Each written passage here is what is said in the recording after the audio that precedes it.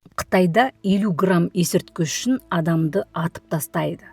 Бұл қазақ қызының сөмкесінен 4,5 келі амфетамин табылды. Бұл рұқсат етілген өлім шегінен 90 есе көп. Оны тікелей ату жазасы күтіп тұрды. 21 жастағы студент қалайша әлемдегі ең қатыгез мафияның тұзағына түсті. Бүгін біз 12 жылдан бері Қытайдың ең қатаң түрмесінде отырған Ақжарқын Тұрлыбайдың жан түршігерлік оқиғасын айтамыз. Арнамызға жазылып, лайк басып, қолдап кетіңіздер. Ақжарқын Тұрлыбай 1994 жылы 21 ақпанда оңтүстік Қазақстан облысының Мақтаарал ауылында дүниеге келген.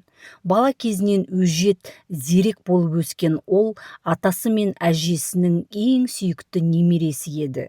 Ақжарқын мектепті бітірген соң үлкен үмітпен Алматыға келіп, Қазақ мемлекеттік қыздар педагогикалық университетінің әлем тілдері факультетіне оқуға түседі. Оның негізгі таңдауы Қытай тілі, ал қосымша тіл ағылшын тілі еді.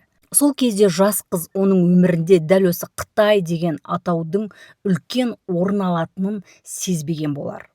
Ақжарқын өте еңбекқор қыз еді. Ата-анасына салмақ салғысы келмей, түнгі клубтардың бірінде официант болып жұмыс істеп, нәпақа тауып жүреді. Сол жұмыста жүріп, ол Динара есімді қызбен танысады. Жастары қатарлас қыздар тез тіл табысып, тіпті бірге пәтер жалдап тұра бастайды. Бірақ Динара қарапайым студент емес еді. Ол Қытайға жиі барып, ол жақтан брендтік киімдер, сөмкелер мен сәнді бұйымдар таситын. Өзін заманауи байыр әрі курьер ретінде көрсетіп, жақсы табыс табатынын мақтан ететін. Бірде Динара кезекті сапарынан Ақжарқынға сыйлыққа қымбат күртеше, сөмке және қол сағат әкеліп береді. Мұндай сәнді өмірге көзі жанып қызыққан Ақжарқын құрбысының бизнесіне мән бере бастайды. Динара да осы сәтті пайдаланып, келесі жолы Қытайға тауар алуға бірге баруды ұсынады. Істің егжей-тегжейін талқылау үшін Динара Ақжарқынды бір күні түнгі клубқа алып барып, өз серіктестері Алена есімді қызбен және Нигерия азаматы Джонимен таныстырады. Олар студент қызға Қытайға қалай барып не істеу керек екенін егжей-тегжейлі түсіндіреді. Шет елге барып бұрын шығып көрмеген ару аздап қобалжиды. Бірақ оның қолдаушы құрбысы Динара бар ғой. Қиындық туып жатса, ол үнемі хабарда болып барлығын түсіндіретінін айтты. Оның үстіне жұмысты аяқтап, брендтік киімдерді әкеп берсе, оған $1000 ақша төленеді. Бұл деген студент қыз үшін нағыз сәттілік қой. Бір жағынан ел көреді, жер көреді, өзі оқып жатқан Қытай тілінен тәжірибе жинайды. Ақжарқын қуана-қуана өз келісімін береді. Сөйтіп Джони оның шет елге алғашқы сапарын ұйымдастырып береді. Бірақ бұл сапар оның өміріндегі ең соңғы еркін сапар болатынын өзі де, туыстары да сезбеген еді. Ана жүрегі сезеді ме, кім білсін. Кейінірек Ақжарқынның анасы Зухра апай сол күндерді былай деп еске алады. Алғаш рет қызым Қытайға барғысы келетінін айтып, паспортын жіберуді өтінгенде, мен оған үзілді-кесілді тыйым салып, құжаттарын жібермей қойдым. Біршама уақыттан кейін Ақжарқын енді Қытайға оқуынан практика өту үшін бару керек екенін айтты. Қызым бұған дейін маған ешқашан өтірік айтпаған еді, ал бұл жолы мені алдап соқты. Мен оған сеніп, паспортын Алматыға салып жібердім. Санаулы күндердің ішінде оған виза рәсімделіп қойды деген. Сол кезде Динара да қыздың анасына хабарласып, Ақжарқынға ештеңе болмайды, уайымдамаңыз деп сендірген. Осылайша 2014 жылдың наурыз айында Ақжарқын Қытайдың Гуанчжоу қаласына ұшып кетеді. Қонған бойда анасына телефон соғып, бәрі жақсы екенін айтады. Күніне бір рет қоңырау шалып, үнемі байланыста отырады. Бәрі тамаша еді. Бірақ күндердің бір күнінде қыз кенеттен хабар ошарсыз кетеді. Анасы зәре құты қалмай 3 күн бойы сарыла күтеді. Шыдамы таусылған соң Алматыға қыздар бірге тұратын пәтерге барады. Бірақ Динара да, қызының басқа таныстары да нақты ештеңе айтпай жалтарды. Зухра апай не істерін, қайда барарын білмеді. Дәл осы күндері Қытайда Ақжарқынның өмірін мәңгілікке өзгертіп, күллі Қазақстанды дүр сілкіндірген сұмдық жағдай орын алып жатқан еді. 2014 жылдың 3 наурызы Гуанчжоу қаласының халықаралық әуежайы кедендік бақылаудан өту кезінде Қытайдың кеден қызметі Ақжарқынды тоқтатты. Оның чемоданын тінту барысында киімдердің арасына мұқият жасырылған, салмағы 4,5 келіден асатын амфетамин есірткі заты табылды. Яғни оны өлім жазасы күтіп тұр. Кейін белгілі болғандай, бұл жүкті Ақжарқынға Гуанчжоудағы қонақ үйлердің бірінде Динараның достары нигериялық есірткі мафиясының мүшелері беріп жіберген. Олар бойжеткенге бұл брендтік киімдер мен парфюмерия, сен оны Малайзияға жеткізіп беру керексің деп алдаған. Ақжарқын өзінің не тасымалдап жүргенін мүлдем білмегенін айтып, жылап, шырпыр болса да, Қытайдың заң сақшылары оған құлақ аспады. Ол Қытай тілін де толық білмейді. Қолдарында автоматтары бар полицейлер оған «Саған бұл чемоданды кім берді? Нешінші рет есірткі тасып жүрсің?» деген сынды сұрақтарды жаудыруда.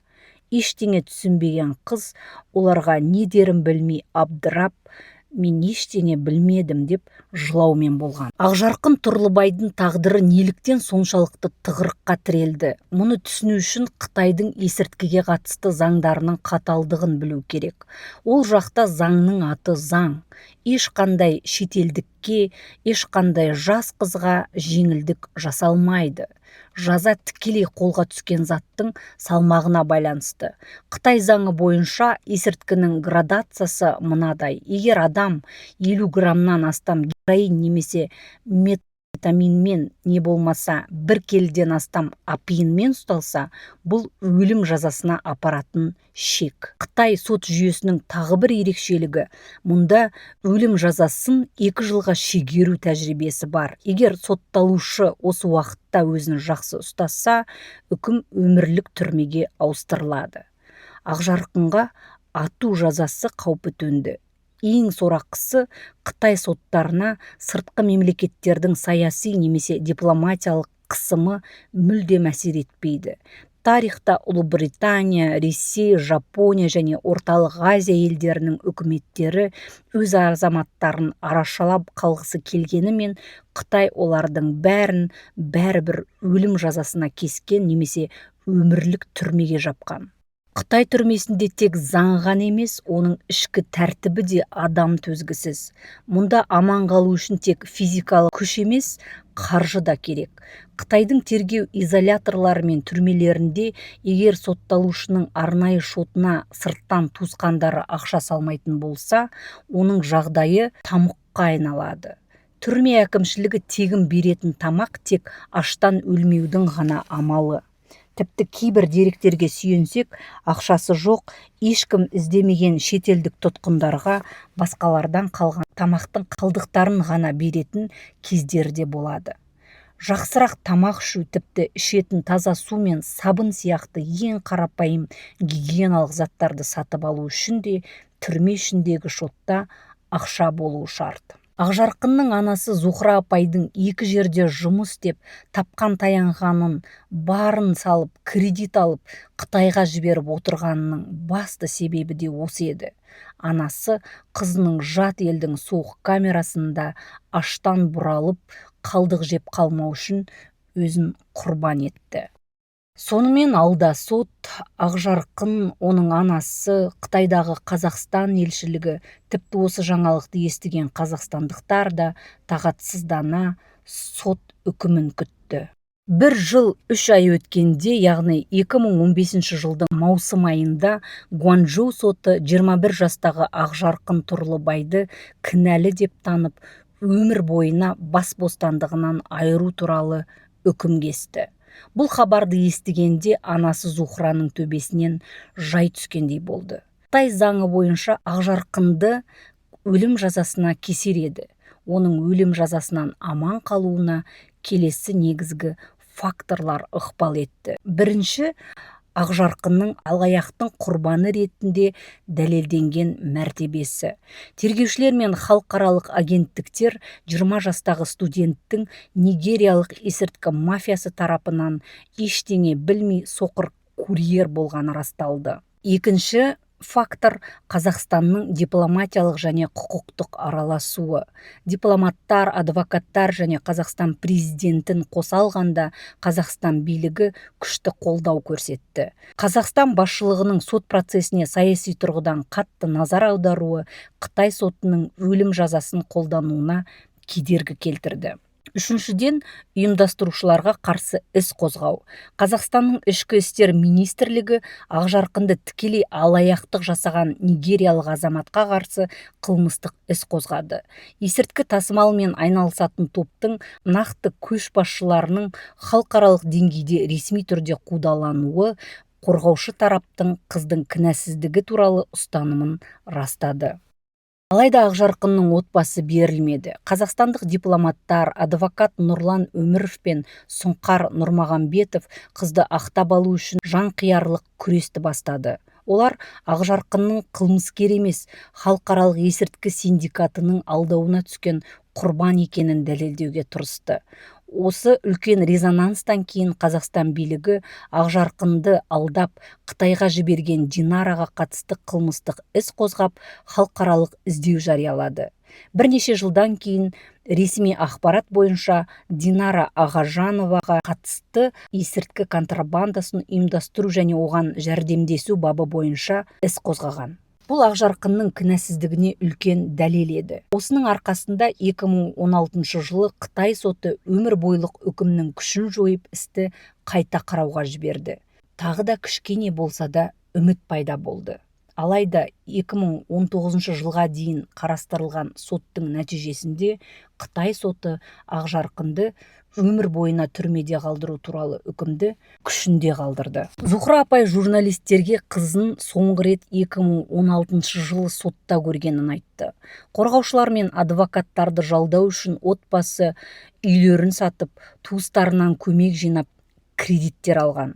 Жиналған $10,000 Қытайдағы адвокаттарға кеткен. Ал Қазақстандағы қорғаушы Сұңқар Нұрмағамбетов Ақжарқынға бүгінгі күнге дейін тегін көмек көрсетіп келеді. Зухра апай екі жерде жұмыс істесе де, тапқан табысы несие мен аса қуаттан арылмайтынын, тіпті Қытайға бармақ түгілі виза жасатуға ақша таба алмай отырғанын айтып, мұңын шаққан. Арада жылдар өтті. Осы халықаралық наркотрафиктің басты фигуранты Ақжарқынды алдап, сөмкені ұстатып жіберген нигериялық Адинду Нонса Фортуне, яғни Джонни, Қазақстанның Интерпол бюросының сұранысымен Нигерия аумағында ұсталды. Қазақстанда оған қатысты есірткінің заңсыз айналымы бойынша қылмыстық іс қозғалған. Қазіргі уақытта бас прокуратура бұл істі жіті бақылауда ұстап, оны Қазақстанға экстрадициялауды талап етуде. Екі ел арасында қылмыскерді экстрадициялау туралы тікелей келісімнің жоқтығы бюрократияны заңсыз созып жатыр, бірақ құқық қорғау органдары шегінбек емес. Неліктен бұл нигериялықтың Қазақстанға әкелінуі маңызды? Өйткені Джонни Қазақстан сотымен ресми түрде кінәлі және ұйымдастырушы деп танылса, бұл Ақжарқынның халықаралық наркосиндикаттың құрбаны болғанын заңды тұрғыда толық шегелейді. Дәл осындай жағдай бұған дейін Қытайда ұсталған Ресей азаматшасының ісінде болған және оның жазасын жеңілдетуге көмектескен. Бүгінгі таңда Ақжарқынның Қытай түрмесінде отырғанына тура 12 жыл толды. Қазір ол 32 жаста. Осы уақыт ішінде ол түрмеде Қытай және ағылшын тілдерін жетік меңгеріп, өзге тұтқындарға сабақ беріп, тіпті тілмәш ретінде көмектесіп те жүр. Қазақстанның сыртқы істер министрлігі мен бас прокуратура оны елге қайтару үшін дипломатиялық және заңдық процестерді ешқашан тоқтатқан емес. Бұл жердегі басты заңдық кедергі Қытай мен Қазақстан арасындағы келісім бойынша, егер Қытай соты Ақжарқынның өмірлік мерзімін өзгертіп, нақты бір көлемде мерзімге ауыстырса ғана, ол Қазақстанға алдыртылып, жазасын отанында өтеуге мүмкіндік алады. Қорғаушылар тарапы бұл өтінішті баяғыда жолдаған және соның орындалу үшін бүгінгі күнге дейін күресіп келеді. Ақжарқын Қытай түрмесіне түскенде бұғанасы қатпаған 21 жастағы бұрымы үкілі қазақ қызы еді. Бүгін ол жат елдің заңын жатқа білетін, тағдырдың соққысына мойымаған 32 жастағы кемел әйелге айналды. Оның отанға оралуын күтіп, екі жерде жұмыс істеп, денсаулығын жоғалтқан анасының жалғыз ғана арманы бар. Өмірінің соңына дейін қызын Қазақстан топырағында бір рет көру. Достар, Ақжарқынның оқиғасы бәрімізге үлкен сабақ. Бұл оқиғаны алдыңғы буын өкілдері талай естіп жүр, бірақ қазіргі жастарымыз білмейді. Сондықтан осы подкастты таныстарыңызға міндетті түрде жіберіңіздер. Арнаға жазылуды ұмытпаңыз. Сіздің әрбір реакцияңыз арнамыздың дамуына және осындай маңызды тақырыптардың көтерілуіне көмектеседі. Ал біз Ақжарқынның тезірек елге оралуына тілектеспіз. Келесі подкастта кездескенше аман, сау болыңыздар. Благодарна адвокатам всем. Я хочу, чтобы они верили в меня. И я хочу, чтобы они простили.